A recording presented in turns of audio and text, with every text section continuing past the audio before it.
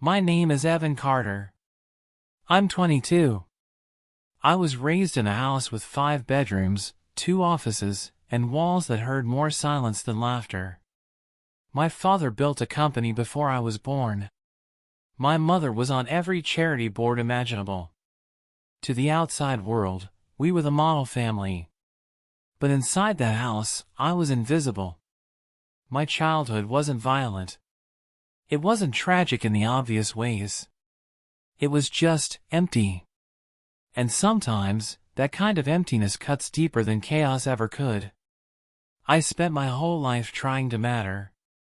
Straight A's, varsity sports, volunteering, piano recitals. Every accomplishment was another attempt to be noticed.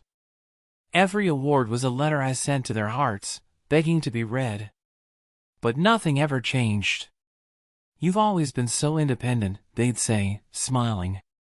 They didn't know independence was just a softer word for alone. It happened after my college orientation. They didn't show up. Not even a message. And I sat on a bench, surrounded by parents and families hugging their kids, handing them dorm bags, crying like they were sending them to the moon. I sat there with my backpack. Alone. Numb.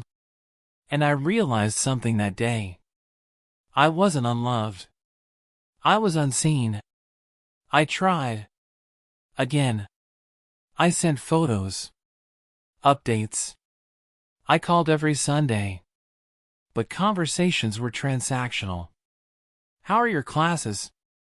"Good." "Okay, great." I told them I'd made a short film that was selected for a student festival. They said, "Nice," and asked if I was eating enough. That night, I didn't sleep. I made a decision: I would stop trying. At 20, I dropped out of college. I moved to Austin. Took a job editing wedding videos for a local studio. I cut ties. No more updates. No more waiting for praise that would never come. People say letting go is a process. For me, it was a door slamming shut in the middle of a quiet night. And behind that door, I began again. She came into the studio one day. A friend of a bride. Curly hair, curious eyes. She asked if I could take a few photos of her sister's proposal. She was kind. Funny. She saw things. Noticed things. After 2 meetings, she remembered how I took my coffee. After 3, she asked about the script sitting in the corner of my desk. After 5, I started smiling without realizing it. Sarah didn't try to fix me. She just stayed. When I told her about my family, she didn't say she understood. She just held my hand. When I told her I didn't know how to celebrate my birthday, she planned a picnic with friends I didn't know I had. She showed me that love wasn't loud. It was consistent. Gentle. Present. For the first time, I wasn't performing. I was just being. And it was enough. We moved in together after a year.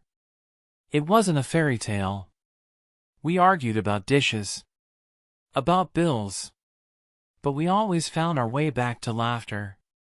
On our 3rd anniversary, she said, "I want to build a life with you, not fix the one you didn't have." And that broke me in the most beautiful way. Because for the first time, I believed her. We got married in a small garden. No parents. Just friends who became family. She wore blue. I cried before she even walked in. We adopted a dog named Louie, started a film channel, and turned our spare room into a creative studio. Every day, we said "I love you" like it was a ritual. A promise. A reset button. And every night, I went to sleep knowing I was not forgotten. Do I still think about my parents? Yes. Do I wish they would call? Sometimes. But now I know, the ache of the past doesn't get to decide the shape of your future. You can grieve a love you never received. and still give love freely. You can start over at 22 and build a family from the ground up. Not by blood, but by choice. If you're reading this and you've spent your whole life waiting to be chosen, seen, wanted, please hear me. You don't have to wait anymore. You can move. You can leave. You can begin.